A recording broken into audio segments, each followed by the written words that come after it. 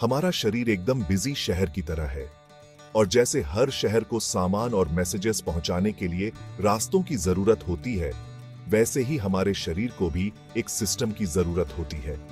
और यहां आता है हमारा ब्लड, एक परफेक्ट मल्टीटास्कर।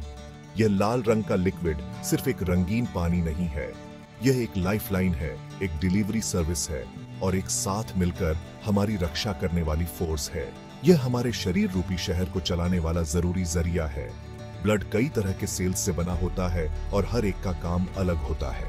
आपके पास रेड ब्लड सेल्स होते हैं जो ऑक्सीजन के वाहक हैं, जो डिस्क के आकार के होते हैं ताकि ज्यादा से ज्यादा सामान ले जा सके। व्हाइट ब्लड सेल्स हमारे इम्यून सिस्टम के सिपाही हैं, जो बैक्टीरिया और वायरस जैसे हमलावरों से हमेशा हमें बचाते हैं। और फिर है प्लेटलेट्स, जो इमरजेंसी रेस्पॉन्डर की तरह काम करते हैं और हमारे ब्लड वेसल्स में कहीं भी लीकेज होने पर उसे तुरंत बंद करने पहुंच जाते हैं। ये सभी सेल्यूलर सिटीजन्स एक पीले रंग के लिक्विड में तैरते रहते हैं, जिसे प्लाज्मा कहते हैं। प्लाज्मा को उस नदी की तरह समझो जिसमें हमारे ब्लड सेल्स सफर करते हैं और पूरे शरीर में पोषक तत्व, हार्मोन और यहाँ तक कि गर्मी भी पहुंचाते हैं। ये एक निरंतर प्रवाह है जो यह सुनिश्चित करता है कि हर सेल को अपना काम करने के लिए जरूरी चीजें मिलें। ब्लड के बिना हमारे सेल्स को खाना नहीं मिलेगा, कचरा जमा होता रहेगा और मैसेजेस डिलीवर नहीं होंगे। यह एक बहुत बड़ा नेटवर्क है जो हमारे हर हिस्से को जोड़ता है। तो अगली बार जब आप वह लाल रंग देखें तो याद रखें कि यह सिर्फ ब्लड नहीं है, यह एक छोटे से रूप में एक बिजी शहर है। हमारा दिल, जो हमारे सर्कुलेटरी सिस्टम का कभी न थकने वाला ड्रमर है, यूं ही बेतरतीब ढंग से ब्लड पंप नहीं करता। यह एक बहुत ही खास रास्ते पर चलता है। कहने को तो यह एक डबल सर्किट है। दो आपस में जुड़े हुए लूप्स की कल्पना करो। एक ऑक्सीजन उठाता है और दूसरा उसे डिलीवर करता है। पहला लूप पल्मोनरी सर्किट है। यह हृदय डीऑक्सीजनेटेड रक्त को पंप करता है, जिसमें ऑक्सीजन की मात्रा कम होती है। फेफड़ों टाक, फेफड़ों में रक्त ऑक्सीजन की एक नई आपूर्ति उठाता है और कार्बन डाइऑक्साइड छोड़ता है, जिसे हम सांस छोड़ते हैं। अब ऑक्सीजन से भरपूर रक्त हृदय में वापस जाता है, दूसरे लूप के लिए तैयार प्रणालीगत सर्किट। हृदय इस ऑक्सीजन युक्त रक्त को शरीर के बाकी हिस्सों में पंप करता है। हमारे सिर से लेकर पैर की उंगलियों तक हर कोशिका तक महत्वपूर्ण ऑक्सीजन पहुंचाता है। जैसे ही रक्त शरीर के माध्यम से यात्रा करता है, यह अपशिष्ट उत्पादों और कार्बन डाइऑक्साइड को भी उठाता है, जिन्हें चक्र को नए सिरे से शुरू करने के लिए हृदय तक वापस ले जाया जाता है। यह डबल सर्किट दक्षता का एक चमत्कार है जो हानिकारक अपशिष्ट उत्पादों को हटाते हुए हमारे शरीर को ऑक्सीजन की निरंतर आपूर्ति सुनिश्चित करता है। यह हमारे संचार प्रणाली के जटिल डिजाइन का एक प्रमाण है।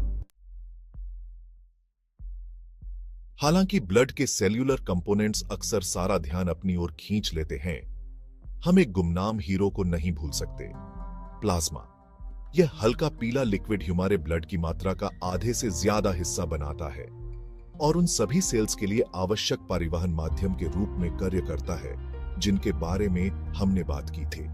प्लाज्मा को एक ऐसी नदी के रूप में कल्पना कीजिए जो कीमती माल से लदी नावों को ले जा रही है।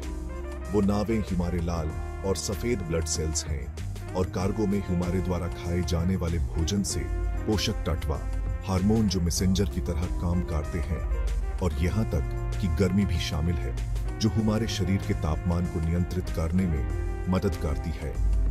लेकिन प्लाज्मा केवल एक निष्क्रिय वाहक से कहीं अधिक है। यह हमारे आंतरिक वातावरण के संतुलन को बनाए रखने में भी महत्वपूर्ण भूमिका निभाता है। इसमें प्रोटीन होते हैं जो ब्लड क्लॉटिंग में मदद करते हैं, एंटीबॉडीज जो संक्रमण से लड़ते हैं, और इलेक्ट्रोलाइट्स जो हमारी कोशिकाओं को ठीक से काम करते रहते हैं। ऐसे सोचें, अगर ब्लड सेल्स एक स्पोर्ट्स टीम के खिलाड़ी हैं, तो प्लाज्मा मैदान, कोच और पानी की बोतलें सभी एक में लिपटे हुए हैं। यह टीम को अपना सर्वश्रेष्ठ प्रदर्शन करने के लिए आवश्यक वातावरण, सहायता और संसाधन प्रदान करता है। भाग 4, प्रेशर पॉइंट्स। धड़कन चलती रहती है। हर बार जब हमारा दिल धड़कता है तो यह दबाव बनाता है जो हमारे ब्लड वेसल्स के माध्यम से रक्त को प्रेरित करता है। जब हम ब्लड प्रेशर मापते हैं तो हम वास्तव में दो नंबर देख रहे होते हैं, सिस्टोलिक और डायस्टोलिक प्रेशर। सिस्टोलिक प्रेशर, जो ऊपर वाला नंबर होता है, आपकी धमनियों में दबाव को मापता है जब आपका दिल धड़कता है। डायस्टोलिक प्रेशर, जो नीचे वाला नंबर होता है, आपकी धमनियों में दबाव को मापता है जब आपका दिल आराम कर रहा होता है। स्वस्थ ब्लड प्रेशर बनाए रखना बहुत जरूरी है। उच्च रक्तचाप हमारे हृदय और रक्त वाहिकाओं पर दबाव डाल सकता है। भाग 5, वेसल्स और प्लेटलेट्स परिवहन और मरम्मत टीम। एक शहर को पार करते हुए राजमार्गों, सड़कों और गलियों के एक जटिल नेटवर्क की कल्पना करो। हमारे संचार प्रणाली अनिवार्य रूप से ऐसी ही दिखती है, जिसमें ब्लड वेसल्स हमारे ब्लड के लिए परिवहन मार्गों के रूप में कार्य करते हैं। ब्लड वेसल्स 3 मुख्य प्रकार के होते हैं: धमनियां, शिराएं और केशिकाएं।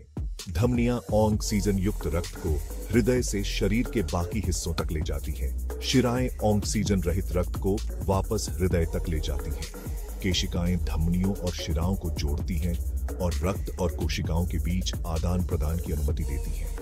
अगर पाइपलाइन में रिसाव हो जाए तो प्लेटलेट्स आते हैं। ये छोटे सेल के टुकड़े मरम्मत दल की तरह हैं, जो नुकसान के स्थान पर पहुंचते हैं। वे चोट वाली जगह पर चिपक कर प्लग बनाते हैं, जो रक्तस्राव को रोकता है। प्लेटलेट्स अत्यधिक रक्त हानि को रोकने में महत्वपूर्ण है।